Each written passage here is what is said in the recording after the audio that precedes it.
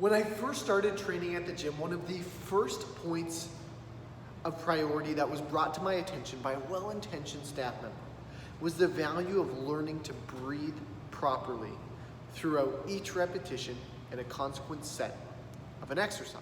As an example, on a simple squat, I was taught when you lower down into the squat, you should breathe in. When you stand up out of the squat, you should exhale, something like this.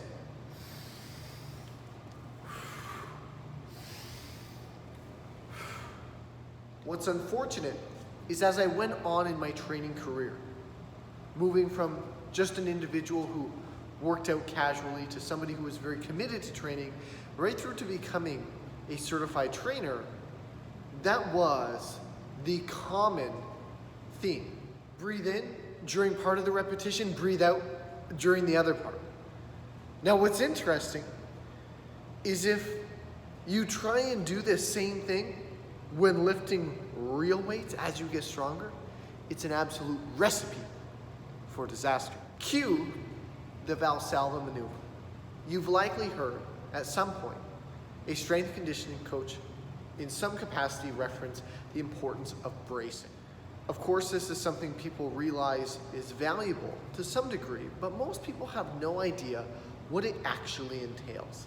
The majority of people, without being cued properly, just take a big breath into their stomach and hope for the best, not realizing that although that's kind of the idea, it's really a superficial understanding of what bracing truly is. So I want to provide you with the Reader's Digest condensed framework of how to properly set an effective brace. This will ensure that as you get under heavier loads on variations of the compound lifts, that you're mitigating risk of injury. To initiate the setting of an effective brace, the first thing we want to focus on is taking a big belly breath. This is where literally the stomach is going to expand, but not the chest.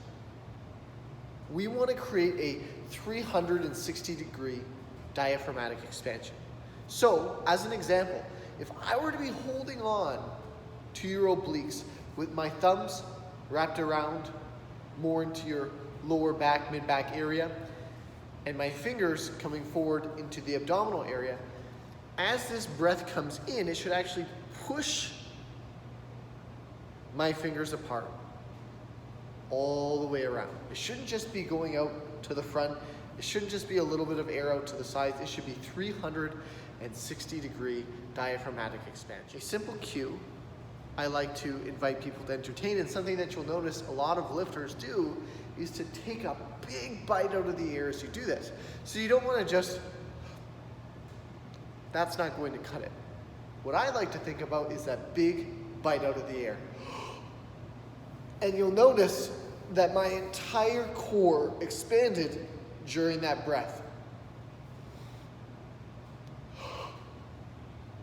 So what makes a brace effective is not just taking a big breath into the stomach, but rather what happens with that breath once we've taken it in. At this point, you have to consciously control your glottis, and your glottis is kind of like the gatekeeper of the air that you just took in. If the glottis is open, that air is able to escape back out. If it's closed, it remains inside and increases the intra-abdominal and intra-thoracic pressure. That increased pressure is exactly what contributes to the increased core stability required to effectively move those heavier loads on compound lift variations. Further, it's going to help mitigate risk of injury because that increased core stability is forming that increased rigidity that is going to be protective of the spine. So before a big lift, you want to set that brace by taking that big breath in, consciously closing the glottis, exhaling against that closed glottis in order to increase that intra-abdominal and intrathoracic pressure, and then execute the entire rep while exhaling against that closed glottis. So if I had a big bar of weight on my back, it would be a big belly breath in,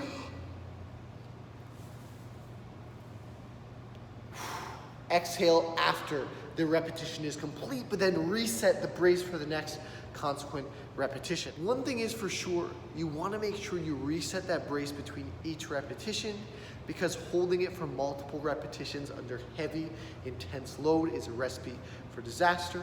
It's not uncommon for people to try and hold it for 2 or 3 repetitions and risk blacking out as a byproduct. That is not something that you want to do. It is not worth the risk. There is not a reward that is beneficial for doing that. There is no trophy for the most repetitions you can maintain an effective brace for. Therefore, reset it between each repetition. Now, a point of clarification is that you should be exhaling against a closed glottis and not a closed mouth. This is often a point of confusion. People just gulp a bunch of air in however they see fit and then shut their mouth in order to stop it from leaving. But a simple way to tell is if you have this increased head and sinus pressure throughout. That tells you that you're likely not exhaling against a closed glottis, you're just holding your breath, which is not one and the same. Understanding that bracing is a skill, and the more proficient you become at that skill, the more effective your brace will become as well. Further, as you practice bracing properly and as the load gets heavier, you'll also be able to more effectively set a brace, because the heavier load over time, as long as your rate of progression is reasonable, will in its own right become a proprioceptive cue. But here's a point to be aware of when practicing the bracing process, when working to become more proficient at the skill. If you cannot determine whether or not you're exhaling against a closed glottis or you're simply closing your mouth, the solution is to practice with your mouth open, and you'll know right away. If you take a big breath in and exhale against what you think is a closed glottis and it isn't, you will feel the air come right back out again, even if it's minimal. So, there's nothing going on there. That's a simple way to practice by keeping your mouth open, because with your mouth open, exhaling against a closed glottis, remember, the glottis is a gatekeeper. If it's closed, even if your mouth is open, there's no air coming back out. That's an effective strategy to practice and get better at understanding what it should feel like when an effective brace has been achieved. Hopefully, this video has provided you with a little bit of insight into how to go about effectively bracing, as opposed to just taking a big gulp of air in and hoping that that giant breath somehow effectively mitigates risk of injury under load. A big belly breath, although an effective cue for individuals who know how to brace effectively, is a superficial definition of what a brace actually is for those who are unsure or who have yet to become proficient with said skill. If you found this Reader's Digest condensed explanation to be useful, informative, make sure you follow or subscribe, depending of course on what social media platform you might be watching this on. And as per usual, if you happen to have any specific questions for me, whether they're training, nutrition, or lifestyle related, send them my way. And if I'm able to provide any insight on the topic, you can bet it'll be covered in an upcoming post.